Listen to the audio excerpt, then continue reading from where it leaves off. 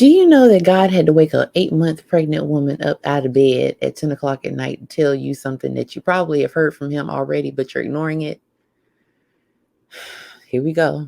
The foolishness of man, okay, undermines his way, undermines what his process is, ruining whatever he undertakes. Then his heart is resentful and rages against the Lord.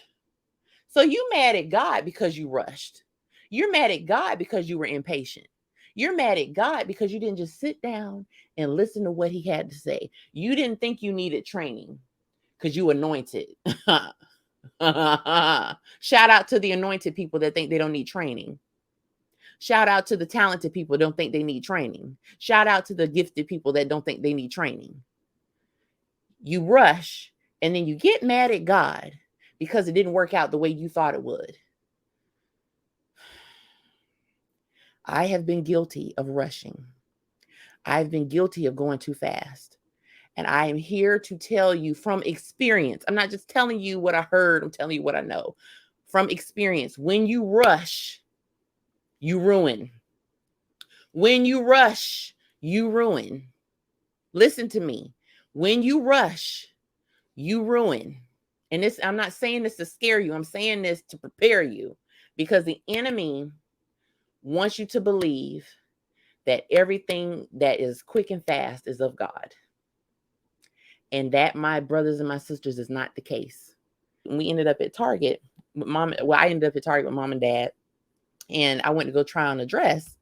And as I'm leaving out of the dressing room, I guess the angle in which I was trying to leave the dressing room didn't work out. I got stuck trying to leave out of the dressing room at Target.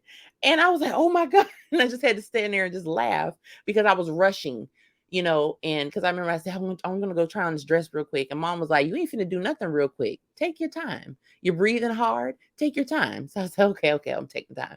And I was rushing, trying to get out of the dressing room, and my belly got stuck. What you are carrying requires care. If you move too fast, what you are carrying could become damaged. Now, for those of you who have never been pregnant or don't understand certain things that happens to a pregnant woman's body, some women, their belly buttons poke out when they get to a certain stage in their pregnancy. I think around July is when my belly button popped. I have an innie, but it's not an innie anymore. It's an outie until I give birth. And I have to be very careful rubbing my belly up against anything because my belly button is poking out and it's very sensitive. So I have to be slow and deliberate in order to make sure that I don't hurt myself. What you're carrying requires care. Your purpose requires care. Your destiny requires care. Your future requires care.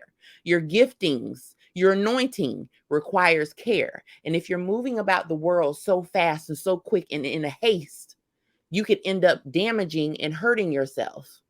Now, Alonzo's fine where he's at. He's protected by all kinds of layers of muscle and tissue and all this stuff. But my belly button is poking out.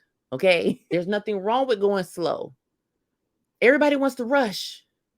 And then, as it says in Proverbs 19, verse 3, read it one more time.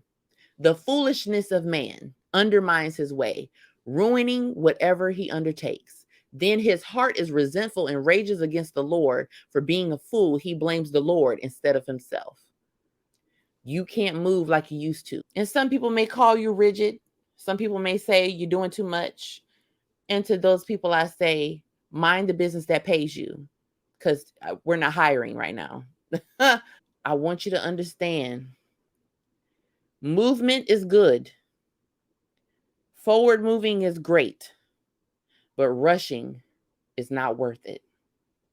No matter how long I have to hold on, no matter how long I have to be disciplined, no matter how long I have to say no to everything else that's coming at me, I know that what God has for me is worth the wait.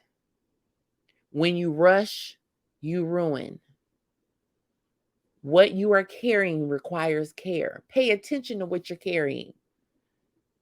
The same way I'm guarding my belly button, guard your destiny.